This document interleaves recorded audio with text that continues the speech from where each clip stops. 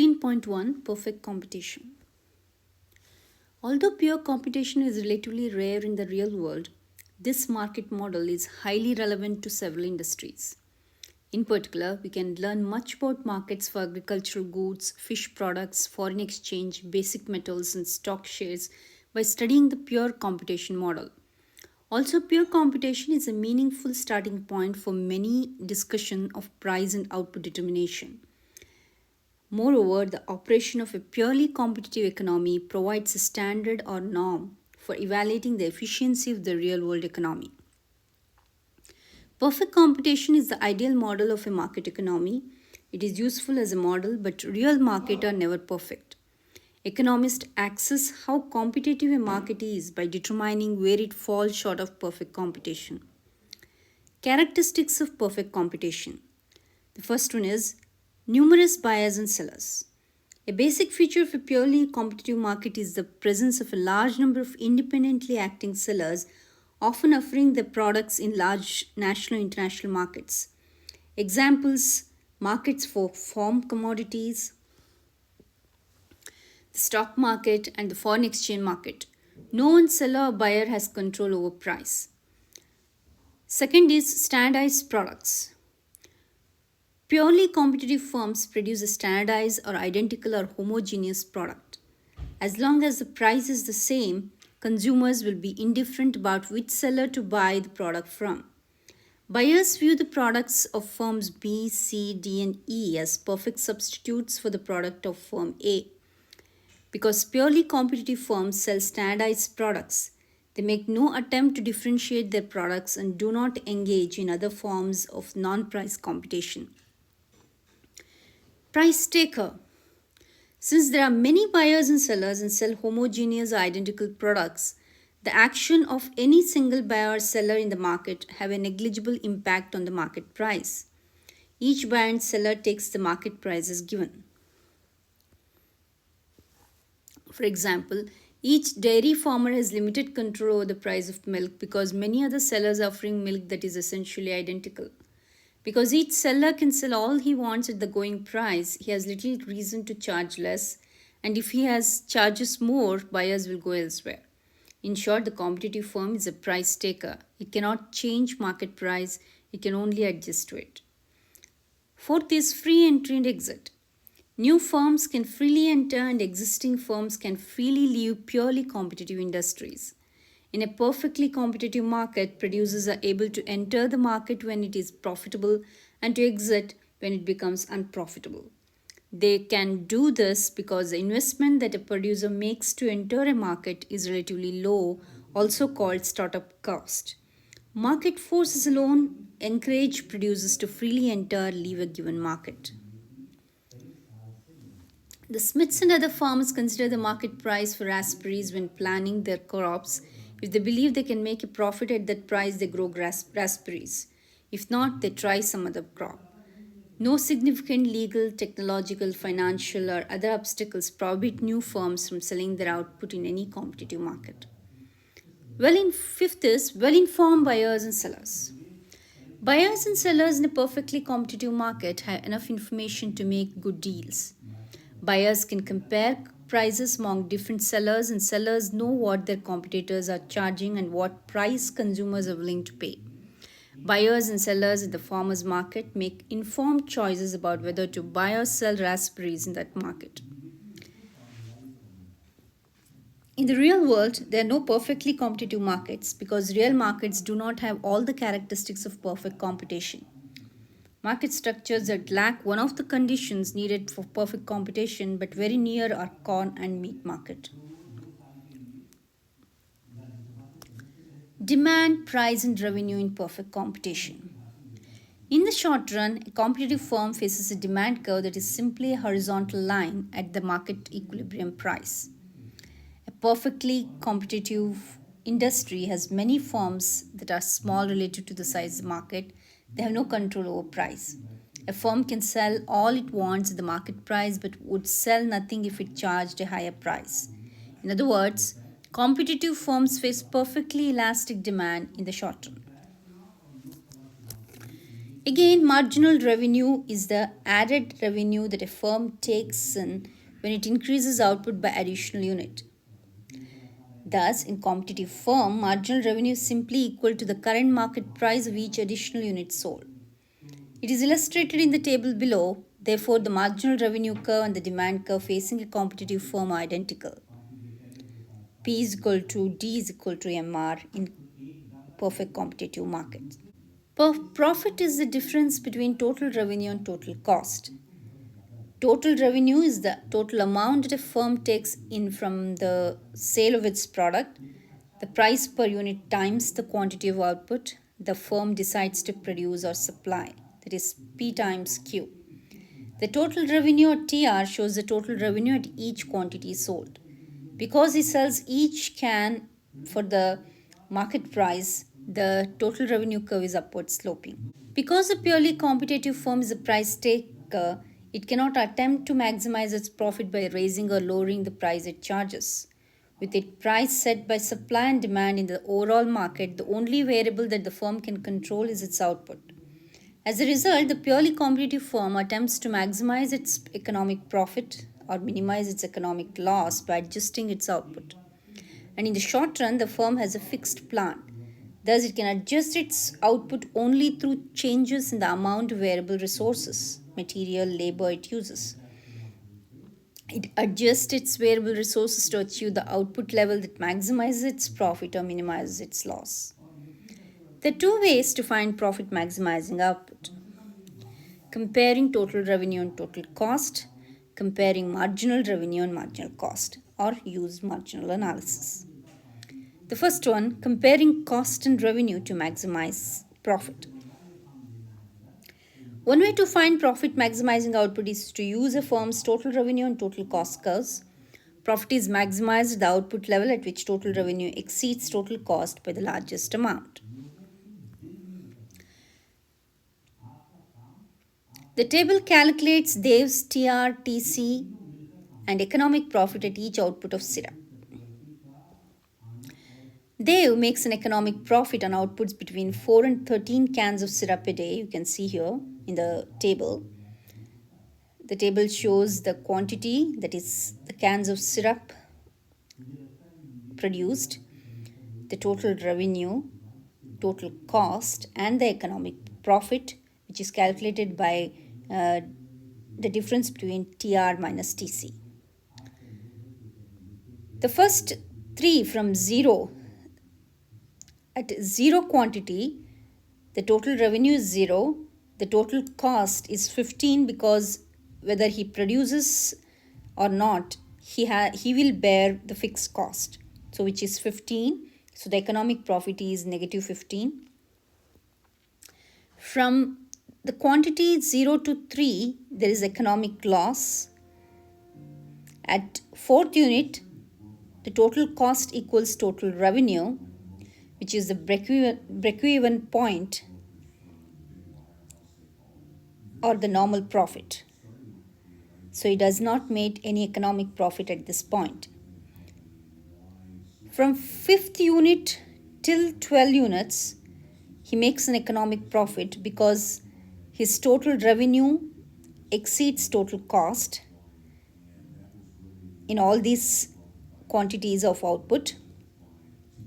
Since he will keep on producing more quantities because total revenue exceeds total cost, and it is maximum at 10th unit.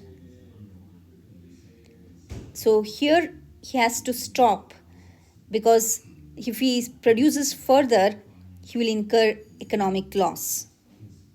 And again, the break-even point is at 13th output, where total cost equals total revenue. So there are two break-even points here, and in between is the economic profit. And again, on the top and the bottom, you have economic loss. The figure shows the total revenue and total cost curves. The profit curve is at its highest when the vertical distance between TR and TC is greatest. In the middle, you can see the maximum economic profit, $29 a day. In part 1, economic profit is the vertical distance between TR and TC, and part 2, that is in the below figure, the economic profit is highest height of the profit curve. Profit maximizing output, that is comparing marginal revenue and marginal cost. This is another method of calculating profit maximizing output of a firm. Another way to find profit maximum output is to use marginal analysis. A profit maximizing firm in a perfectly competitive industry will produce up to the point at which the price of its output is just equals to shortened marginal cost, that is P is equal to MC. The more general profit maximizing formula is MR is equal to MC. In profit maximization, in perfect computation, as we know, price equals MR. The marginal cost curve of a perfect computation firm is a firm's shortened supply curve. As output increases, marginal revenue is constant, but marginal cost eventually increases. If MR is greater than MC, that is marginal revenue greater than marginal cost, an increase in output increases economic profit because revenue from selling one more unit exceeds cost of producing that unit. If MR is less than MC, that is a decrease in output increases economic profit because revenue from selling one more unit less than the cost of producing that unit. If MR is equal to MC, the economic profit is maximized. Either an increase or a decrease in output decreases economic profit. The figure illustrates these prepositions. If Dev increases output from 9 cans to 10 cans a day, you can see in the picture or the figure, MR $8 exceeds MC $7 by producing 10th can, economic profit increases. The last column of the table shows that economic profit increases from $28 to $29.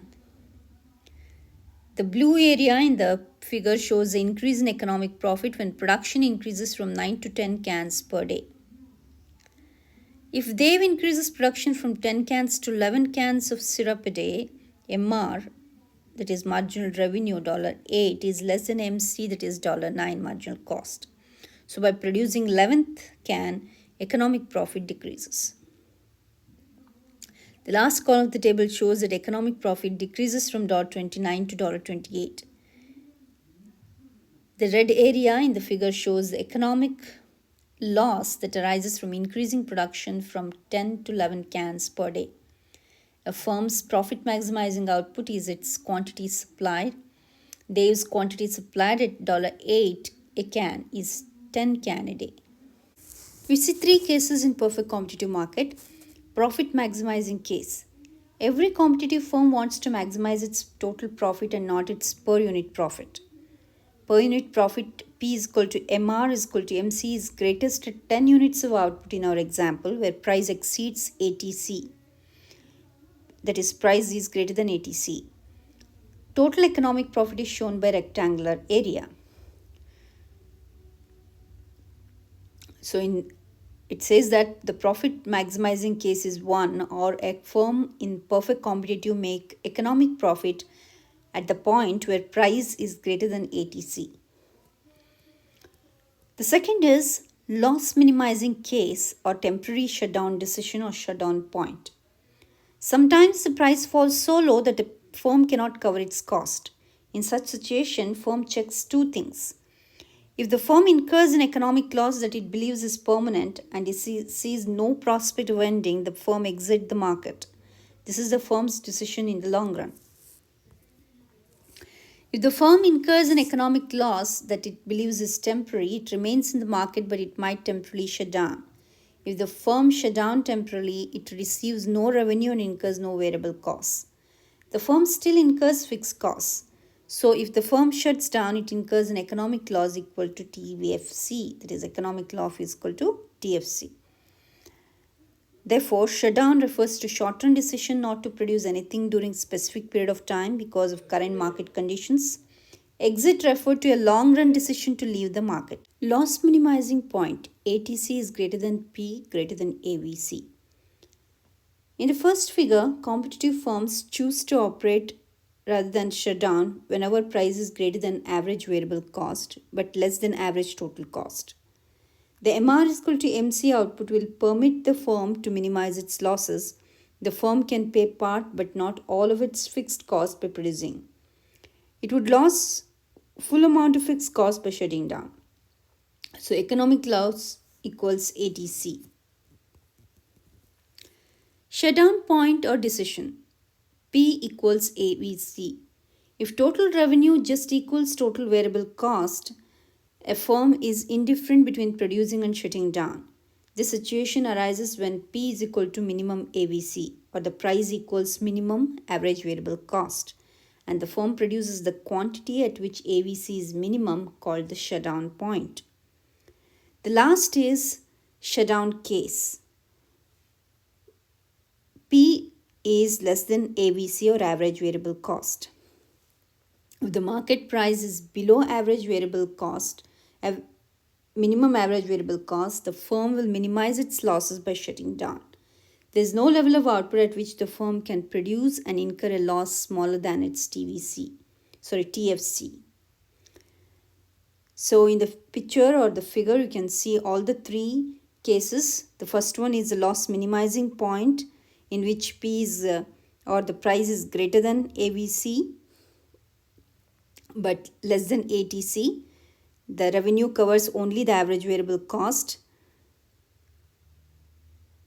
and the economic loss is equals to average total cost. In the second case, you can see the price is just equals average variable cost, or the minimum average variable cost. This is called the shutdown point, or the decision. And the third case is the shutdown case, when the firm has to shut down to minimize its loss because the price is less than average variable cost. It is not even covering its minimum average variable cost. Therefore, it has to shut down. So these are the three cases that is typically very unique to the perfect competitive markets. P is equal to MC rule, competitive firm's short-term supply curve. The competitive firm's short-term supply curve is a portion of its marginal cost curve that lies above average variable cost, and the size of the fixed cost does not matter for the supply decision. In the short run, regardless of the quantity of output supplied, and even if it is zero, the firm still has to pay its fixed cost. As a result, the fixed costs are sunk in the short run and the firm can ignore them when deciding how much to produce. A perfectly competitive firm's short-run supply curve shows how the firm's profit maximizing output varies as the price varies, other things remaining the same. This supply curve is based on the marginal analysis and shutdown decision. Figure derives Dave's supply curve. Part A shows marginal cost and the average variable cost. Part B shows the supply curve. There is a direct link between the marginal cost and average variable cost and the firm's supply curve. In the figure, part A shows that at $12 a can, Dave produces 11 cans a day and earns an economic profit as at this point P is greater than ATC, or the average total cost. At $8 a can, he produces 10 cans a day and earns a normal profit where P or the price equals average total cost or break-even point. At $3 a can, he produces $7 a can or nothing. At this point, price equals average variable cost, which is the shutdown point. In figure B shows Dave's supply curve. His supply curve starts at shutdown point T. Below this price, he produces nothing and his supply curve runs along the vertical axis. At all prices above $3 a can, Dave's supply curve is made up of the marginal cost curve.